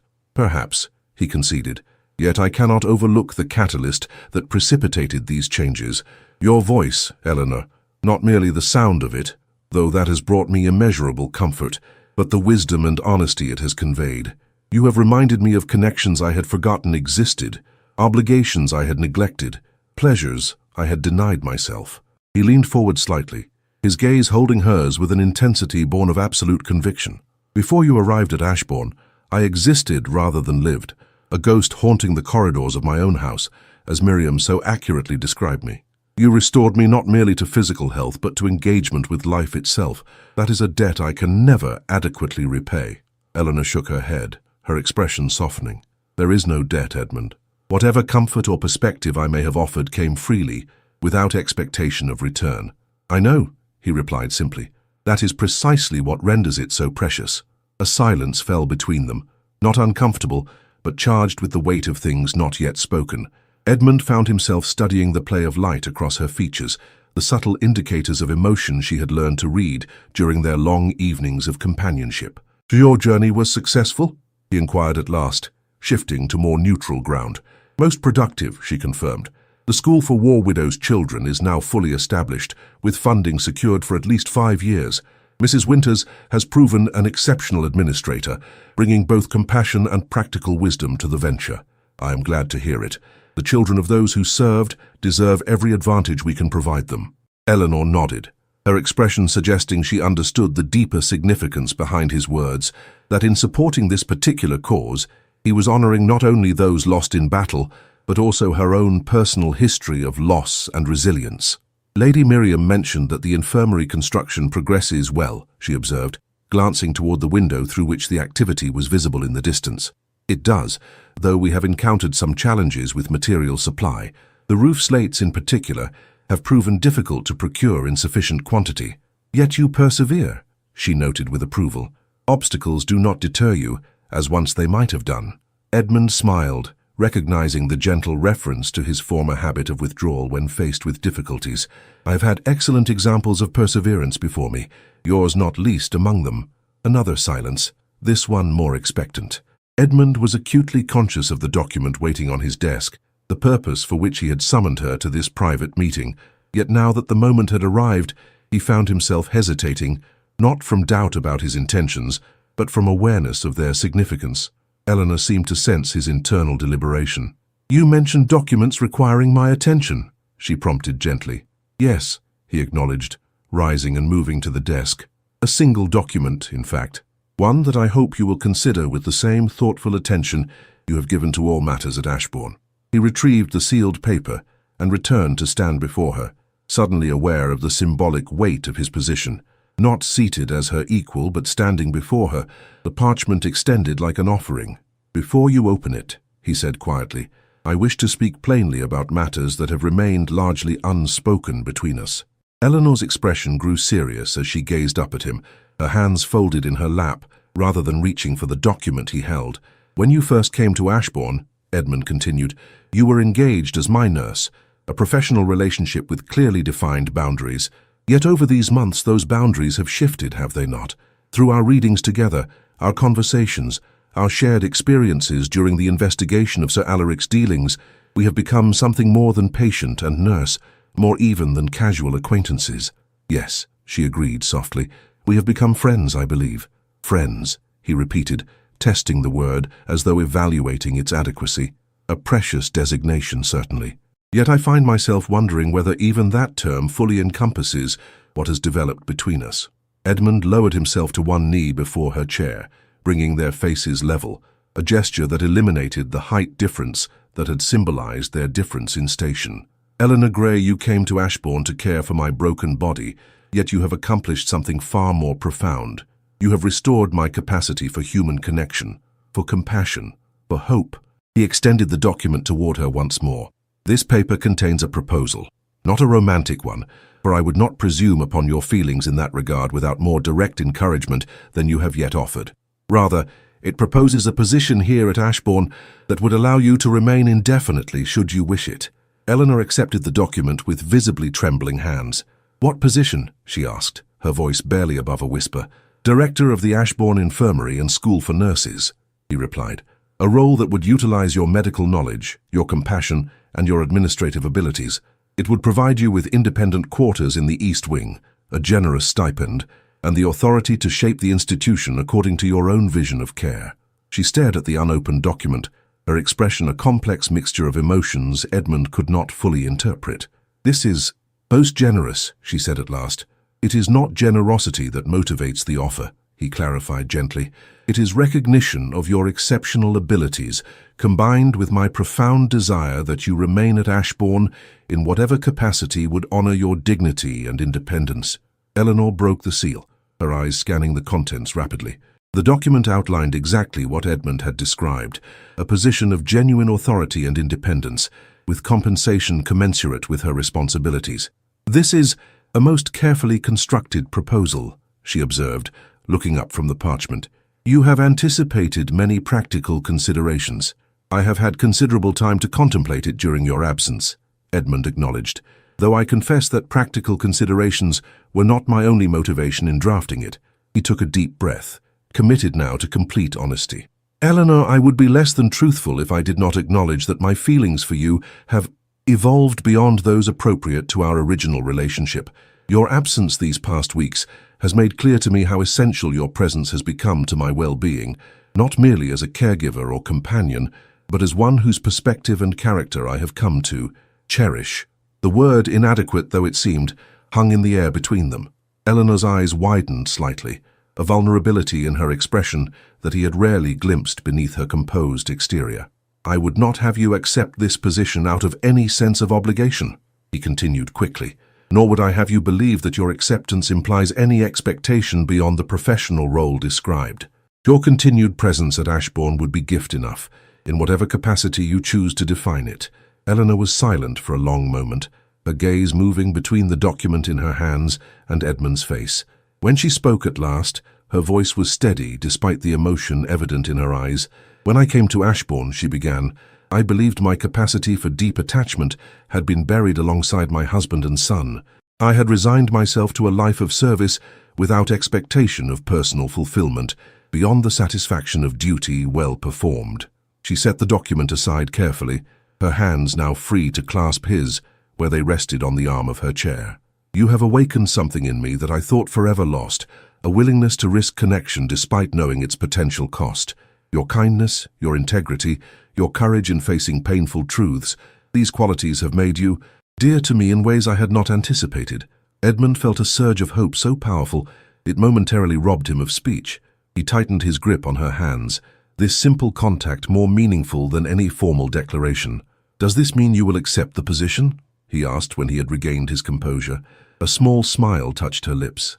"I will accept the position because it offers meaningful work that aligns with my abilities and values. And I will accept the possibility of whatever else might develop between us, given time and patience and mutual respect." Edmund raised her hand to his lips in a gesture both formal and deeply intimate. "I can ask for nothing more than that possibility, Eleanor. The rest we shall discover together at whatever pace seems right to both of us." As he rose and helped her to her feet, their hands remained joined, a simple connection that seemed to Edmund more profound than any elaborate declaration. Through the library windows, sunlight streamed across the awakening gardens of Ashbourne, illuminating a landscape transformed by spring's gradual renewal.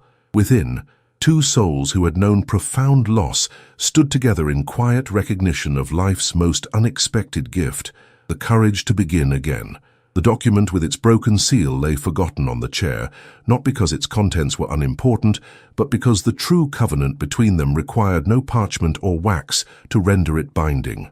It existed in the shared glance, the clasped hands, the mutual willingness to step beyond the safety of solitude into the uncertain territory of renewed connection. Outside the library door, the household continued its daily rhythms, servants passing with linens and tea trays, Thomas and Miriam discussing plans for the evening meal, distant hammers marking progress on the infirmary's construction. Life at Ashbourne flowed forward, carrying with it the promise of seasons yet to unfold, stories yet to be written, healing yet to be completed. And at the center of this flowing current stood Edmund and Eleanor, no longer defined primarily by what they had lost, but by what they had found. In each other, in themselves, in the quiet courage required to acknowledge that even the deepest wounds may, in time, become the foundation for unexpected grace. As they moved toward the library door, prepared to rejoin the household and the practical matters awaiting their attention, Edmund paused, struck by a sudden thought. "There is one matter we have not discussed," he said, his tone deliberately light, despite the significance of the question. "If you are to remain at Ashbourne as the director of the infirmary, how shall you be addressed? Mrs. Gray seems overly formal for one who holds such an integral position within the household." Eleanor considered this, her head tilted in that thoughtful manner he had come to cherish. "Perhaps," she suggested with the ghost of a smile, "we might begin with Eleanor and see where time and circumstance lead us." "Eleanor," he repeated, savoring the sound of her name spoken openly, without qualification or constraint. "Yes, I believe that would be an excellent beginning." Hand in hand, they stepped from the library into the sunlit corridor beyond, their shadows merging on the polished floor as they moved forward together into the unwritten chapters of a story that had begun with a lonely duke, a widow's gentle voice, and the awakening of a desire not forbidden after all, but merely waiting for its proper season of fulfillment. In the depths of our greatest grief, we often build walls not just to keep pain out, but to keep ourselves in, prisoners of our own making. Yet healing rarely comes through isolation. It arrives through connection, through the courage to allow another soul to witness our brokenness without judgment. Edmund and Eleanor's journey reminds us that sometimes the most profound act of bravery is simply opening our door to another person's kindness, allowing their voice to penetrate the silence we've wrapped around ourselves like armor. True healing is not about forgetting our past, but about finding the courage to build a future that honors what we've lost while embracing what might yet be. The greatest gift we can offer another person is not protection from pain, but companionship through it, a gentle hand that helps transform suffering into wisdom, isolation into connection, and grief into a deeper capacity for joy. If this story touched your heart, please subscribe to our channel for more tales of healing, redemption, and the quiet courage that transforms lives. Share your thoughts in the comments below. Has a gentle voice ever awakened something in you that you thought was forever lost? Your stories of resilience and renewal inspire us all.